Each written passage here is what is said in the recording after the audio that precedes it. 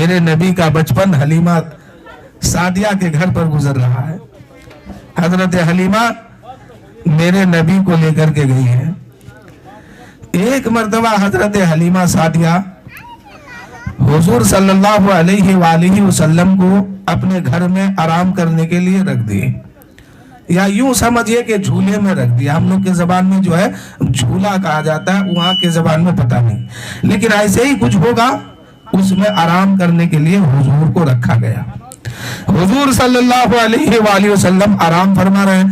حلیمہ سعدیہ جو ہے اپنا کام میں مشغول ہو گئی. کچھ دیر کے بعد ذہن میں بات آئی کہ جو میں نے برکت والے بچے کو مکہ سے لے کے آئی ہوں, چلو ذرا ان کو دیکھتے ہیں کہ وہ بچہ ابھی کر کیا رہا ہے. حلیمہ سعدیہ دیکھنے آئی ہے تو کیا دیکھتی ہے کہ حلیمہ سعدیہ یہ دیکھ رہی ہے کہ حضور صلی اللہ علیہ وآلہ وسلم کا لبِ مبارک پر مسکراہٹ تھی. حضور مسکرا رہے ہیں. حلیمہ سعدیہ نے سمجھا کہ میں نے تو ان کو کوئی گیت نہیں سنائی, کوئی قصیدہ بھی نہیں پڑھا, پھر یہ محمد ہنس کیوں رہے ہیں, مسکرا کیوں رہے ہیں. اتنے میں حلیمہ سعدیہ کی نظر جو ہے آسمان کے طرف اٹھتی ہے, اوپر اٹھتی ہے, تو کیا دیکھتے ہیں حلیمہ سعدیہ کہ آسمان کا چاند گھوم رہا ہے, کبھی دائیں جاتا ہے کبھی بائیں جاتا ہے. حلیمہ سعدیہ اپنا سر پکڑ لیتی ہے اور بیٹھ جاتی ہے اور سوچنے لگتی ہے کہ میرا سر گھوم رہا ہے کہ آسمان کا چاند گھوم رہا ہے. اتنے میں نظر پڑ گئی رسول پاک کے چہرے پر. میرے حضرت حلیمہ کیا دیکھتی ہے کہ میرے نبی کا ہاتھ مبارک جو ہے ہل رہا ہے اور حضور کی انگلی جو ہے آسمان کے طرف اٹھی ہوئی ہے. انگلی کبھی دائیں ہلاتے ہیں, آسمان کا چاند دائیں جاتا ہے, انگلی کبھی بائیں ہلاتے ہیں, آسمان کا چاند بائیں کے طرف جا رہا ہے. انگلی کبھی پیتانے کے طرف کر رہے ہیں, آسمان کا چاند پیتانے کے طرف جا رہا ہے. انگلی کبھی سرانے کے طرف کر رہے ہیں, آسمان کا چاند سرانے کے طرف جا رہا ہے. اعلیٰ حضرت عظیم البرکت کہتے ہیں چاند جھک جاتا جدھر, انگلی اٹھاتے مہد میں کیا ہی چلتا تھا اشاروں پر کھلونا نور کا. میرے دوستو, حلیمہ سعدیہ کے گھر میں میرے نبی کا بچپن ہے اور جھولے پہ آرام فرما رہے ہیں. ایسے عالم میں میرے نبی کا ہاتھ آسمان کے طرف اٹھتا ہے, انگلی ہلاتے ہیں تو وہ چاند جسے دنیا دیکھ کر کے خدا کی قدرت کو ماننے پر مجبور ہے, اسی چاند کو میرے نبی نے اپنا کھلونا بنا لیا ہے. کبھی دائیں ہلاتے ہیں, کبھی بائیں ہلاتے ہیں, کبھی سامنے ہلاتے ہیں, کبھی پیچھے ہلاتے ہیں. یعنی میرے نبی کی انگشت مبارک جدھر جدھر جا رہی ہے آسمان کا چاند ادھر ادھر گھوم رہا ہے. اعلیٰ حضرت کی زبان میں یوں اعلیٰ حضرت کہنے لگے چاند جھک جاتا جدھر, انگلی اٹھاتے مہد میں کیا ہی چلتا تھا اشاروں پر کھلونا نور کا. کیا معاملہ ہوگا. میرے نبی کا بچپن ہے, دائی حلیمہ کا آنگن گھر ہے اور دائی حلیمہ کا گھر کا چھت پھٹا ہوا ہے. آسمان کے طرف میرے آقا اشارہ کرتے ہیں اور جدھر جدھر میرے نبی کی انگشت مبارک جا رہی ہے آسمان کا چاند ویسے ویسے گھومنے لگا. حلیمہ سعدیہ دیکھ کر کے کہنے لگی کہ میرا سر گھوم رہا ہے یا پھر آسمان کا چاند گھوم رہا ہے. لیکن جب نظر پڑ گئی میرے رسول کی انگلی مبارک پر, انگشت مبارک کو حلیمہ سعدیہ نے دیکھا تو بات سمجھ گئی کہ یہ برکت والے جو بچہ میں مکہ سے لے کے آئی ہوں, یہ بچے کی یہ کمال ہے کہ ان کی انگلی آسمان کے طرف اٹھی ہے اور جدھر جدھر ان کی انگلی جا رہی ہے آسمان کا چاند ادھر ادھر گھوم رہا ہے, ادھر ادھر گھوم رہا ہے. چاند جھک جاتا جدھر, انگلی اٹھاتے مہد میں کیا ہی چلتا تھا اشاروں پر کھلونا نور کا. شعر سماعت کیجیے کہ حلیمہ دائی کا گھر و آنگن جہاں پہ گزرا نبی کا بچپن. حلیمہ دائی کا گھر و آنگن جہاں پہ گزرا نبی کا بچپن. وہ دیکھو سوئے ہے میرے آقا, وہ دیکھو سوئے ہے میرے آقا, فرشتے جھولا جھلا رہے ہیں، وہ دیکھو سوئے ہے میرے آقا، فرشتے جھولا جھلا رہے ہیں، ہوا منور فضا معطر، فرشتے جنت سے آ رہے ہیں۔ سمجھ رہے نا؟ کہیے سبحان اللہ۔ ہوا منور فضا معطر، فرشتے جنت سے آ رہے ہیں، پڑھو درود و سلام لوگو، پڑھو درود و سلام لوگو، پڑھو درود و سلام لوگو، حضور تشریف لا رہے ہیں۔ حلیمہ دائی کا گھر وانگن، جہاں پہ گزرا نبی کا بچپن، وہ دیکھو سوئے ہے میرے آقا، فرشتے جھولا جھلا رہے ہیں، وہ دیکھو سوئے ہے میرے آقا، فرشتے جھولا جھلا رہے ہیں۔ اور اگلا شعر دیکھیے کہ میرے مجدد ہے اعلیٰ حضرت، ہے کتنی آل نبی سے الفت، میرے مجدد ہے اعلیٰ حضرت، ہے کتنی آل نبی سے الفت، میرے مجدد ہے اعلیٰ حضرت، ہے کتنی آل نبی سے الفت، خود ایک سید کی پالکی کو، خود ایک سید کی پالکی کو لگا کے کاندھا اٹھا رہے ہیں، خود ایک سید کی پالکی کو لگا کے کاندھا اٹھا رہے ہیں، ہوا منور فضا معطر، فرشتے جنت سے آ رہے ہیں، پڑھو درود و سلام لوگو، حضور تشریف لا رہے ہیں، میرے مجدد ہے اعلیٰ حضرت، ہے کتنی آل نبی سے الفت، میرے مجدد ہے اعلیٰ حضرت، ہے کتنی آل نبی سے الفت، خود ایک سید کی پالکی کو لگا کے کاندھا اٹھا رہے ہیں، خود ایک سید کی پالکی کو لگا کے کاندھا اٹھا رہے ہیں۔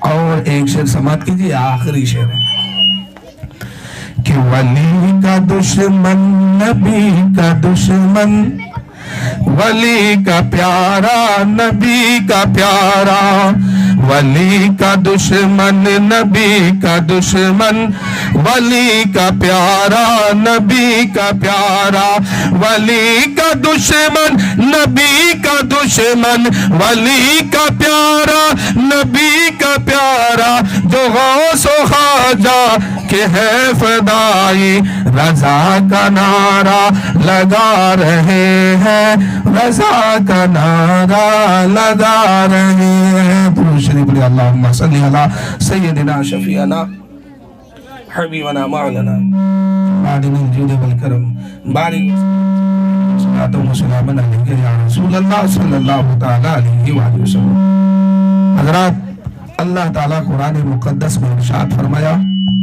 اِنَّا نَحْنُ نَزَّلْنَا الذِّكْرَ وَإِنَّا لَهُ لَحَافِظُونَ، بے شک اللہ نے ذکر کو اتارا، اللہ نے قرآن پاک کو اتارا، اور قرآن پاک سے رسول پاک کی ذکر کو اتارا، اور اللہ تعالیٰ ارشاد فرماتا ہے ہم نے ہی ذکر کو اتارا، ہم ہی اس کی حفاظت کرنے والے۔ کیا مطلب؟ آج لوگ لگا ہے اس مسجد کو توڑو تو اس مزار کو توڑو تو اس مدرسے کو توڑو، یہ توڑنے تارنے سے کیا ہوگا؟ اس مذہب کا نگہبان اللہ تعالیٰ ہے، اس اسلام کا محافظ اللہ تعالیٰ ہے۔ اور اللہ قرآن میں ارشاد فرماتا ہے ہم نے ہی ذکر کو اتارا ہے، ہم ہی اس کی حفاظت کرنے والے ہیں۔ اس کا مطلب کیا ہوا؟ اے لوگوں، کوئی ذکر کرے یا نہ کرے، لاکھ لوگ مٹانے کی کوشش کرے، ہم کچھ نہیں کر سکتے، لیکن اللہ کہتا ہے کہ مٹانے والا خود ہی مٹ جائے گا، لیکن نبی کا ذکر کبھی نہیں مٹایا جائے گا، اس لیے کہ ساری دنیا فانی ہے، باقی رہنے والا خدا کی ذات ہے، اور خدا فانی نہیں، وہ باقی ہے، اور خدا رسول کا ذکر کر رہا ہے۔ تو یہ کوئی ذکر کرے یا نہ کرے یا لاکھ لوگ مٹانے کی کوشش کرے، اس سے کچھ نہیں ہونے والا ہے، اس کا محافظ اللہ تعالیٰ ہے۔ اللہ کہتا ہے کہ ہم نے ہی ذکر کو اتارا، ہم ہی اس کی حفاظت کرنے والے۔ اب ہم سب کو کیا چاہیے؟ ہم نے جو دین اسلام کو قبول کیا ہے، مسلمان جو بنا ہے، تو اللہ تعالیٰ نے ہم سبوں پر بھی کچھ فرض کیا ہے، یوں ہی چھوڑ نہیں دیا ہے۔ حد بلوغیت کو پار کر رہے ہیں، نماز فرض کیا،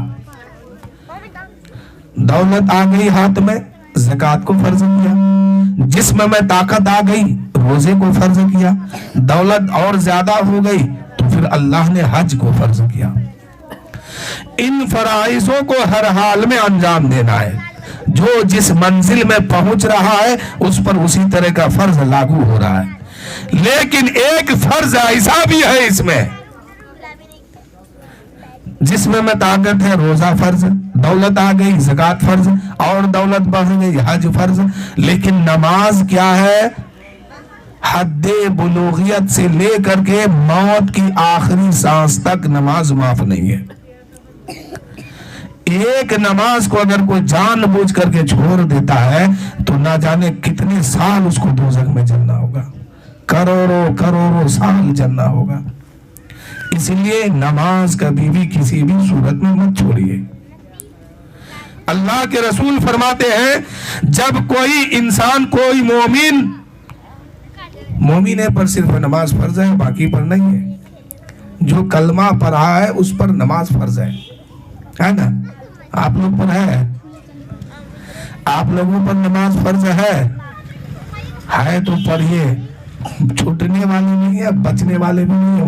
وہاں اللہ تعالیٰ آپ کی شکل صورت دیکھ کر کے نہیں کہے گا جاؤ جنت میں، وہاں دیکھے گا دو ہی چیز، ایک ایمان دیکھے گا، دوسرا نماز، کہ نماز پڑھ کے آیا ہے کہ نہیں، کتنی نماز پڑھا ہے، کہاں پڑھا ہے، کس دن پڑھا ہے، سارے دن کا حساب ہوگا۔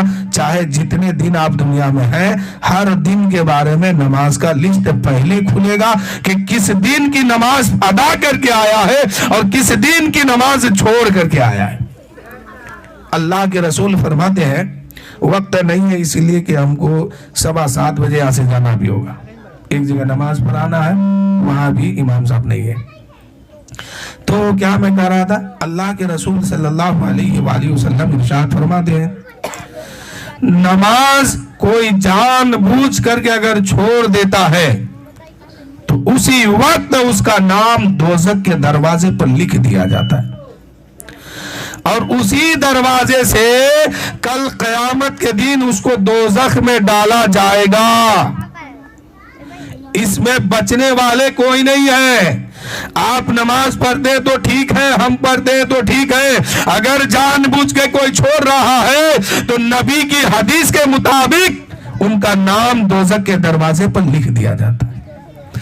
اور اگر قضا پڑھ کے اس نماز کو ادا نہیں کیا تو کل بروز محشر اسی دروازے سے اس کو دوزخ میں ڈالا جائے گا۔ اللہ کے رسول فرماتے ہیں کہ جیسے بندہ نماز قضا کیا، جیسے کوئی مومن نماز قضا کیا، اس کا نام جنت کے دوزخ کے دروازے پر لکھا جاتا ہے۔ اگر موت سے پہلے مرنے سے پہلے اگر اس نماز کو قضا پڑھ کے ادا کر دیا تو پھر وہاں سے نام مٹایا جاتا ہے، ہٹایا جاتا ہے۔ اگر قضا پڑھ کے ادا نہیں کیا تو اسی دروازے سے کل اس کو ڈالا جائے گا۔ اور دوزخ میں سب سے زیادہ جو خطرناک سزا ہے، خطرناک آگ ہے، اسی آگ میں اس بے نمازی کو جلایا جائے گا۔ اور ایک نماز کے بدلے میں 1000 سال نہیں 2000 سال نہیں کروڑوں کروڑوں سال جلنا ہوگا. تو اس لیے میرے بھائی ہماری اور آپ کی اگر جتنی زندگی بے خیالی میں اگر گزر گئی ہے, نماز چھوڑ کے گزر گئی ہے, ابھی بھی وقت ہے اللہ کی بارگاہ میں سچے دل سے توبہ کر لو اور کہو کہ مولا جتنی نمازیں چھوٹ گئی ہے اسے قضا پڑھنے کی توفیق دے دے اور میں قضا پڑھ کے ادا کروں گا. اور اے میرے مالک و مولا جتنی زندگی آج کے بعد بچی ہے ہر دن میں نماز پڑھتے رہوں گا, فجر بھی پڑھوں گا, ظہر بھی پڑھوں گا, عصر بھی پڑھوں گا, مغرب بھی پڑھوں گا, عشاء بھی پڑھوں گا. اے میرے مالک و مولا جتنی نمازیں چھوٹ گئی ہے تو اپنے حبیب کے صدقے میں اسے معاف کر دے اور قضا پڑھنے کی توفیق دے دے. اور جتنی زندگی آگے بچ گئی ہے ہر دن اس کو ہر دن نماز پڑھنے کی توفیق دے دے. یہی موقع ہے, یہی موقع ہے ابھی آپ کے ہاتھ میں, ہمارے ہاتھ میں, سب کے ہاتھ میں. جس دن آنکھ بند ہو گئی, روح نکل گئی, جسم مردہ پڑ گئی, پھر اب کچھ ہاتھ آنے والا نہیں ہے. اب قبر میں چاہے روئیے, چلائیے, گائیے, کچھ بھی آپ کیجئے, دنیا میں آنے کا پھر کوئی موقع نہیں ملے گا. اور یہ بھی کتنے نہ جانے کتنے لوگ قبر کی دنیا میں یہ سوچ رہے ہیں, رو رہے ہیں کہ میرے مالک و مولا ایک لمحہ کے لیے تو مجھے اگر دنیا میں جانے دے گا نا تو میں صرف تیری ہی عبادت کروں گا, کچھ نہیں کروں گا, اور باقی کچھ بھی نہیں کروں گا, صرف تجھے مناؤں گا. یہ جو عمل کرنے کا موقع ہے, یہ جو ذریعہ ہے آپ کے اور ہمارے پاس, وہ صرف دنیا ہی میں ہے. قبر کی دنیا میں جا کے کوئی عمل نہیں ہے. اب اگر یہاں عمل ٹھیک ٹھاک کر کے گئے تو وہاں سوئیے آرام سے, اور یہاں اگر نماز چھوڑ کے گئے ہیں پنجگانہ تو وہاں جلیے, قبر میں کوئی بچانے نہیں جائے گا. اور آپ کی دولت, آپ کی جائیداد یہاں لڑے گا, لوگ اس کو بانٹے گا, کھائے گا, پیے گا, اور آپ وہاں مصیبت میں پڑے رہیں گے. اس لیے اللہ نے اگر یہ موقع دیا ہے تو اس کو غنیمت سمجھیے اور اسی موقع کا فائدہ اٹھائیے اور کہیے اللہ کی بارگاہ میں, رات میں روئیے, گر گرائیے کہ میرے مالک میری عمر تو 40 سال گزر گئی ہے, اب تک تو میں اتنے دن تک نماز نہیں پڑھ پایا ہوں, مولا میری خطا کو معاف کر دے اور قضا پڑھنے کی توفیق دے دے مولا, اور یہاں سے جتنی زندگی میری بچی ہے سچا پکا نمازی مجھے بنا دے. نماز یہ اللہ کی توفیق ہے.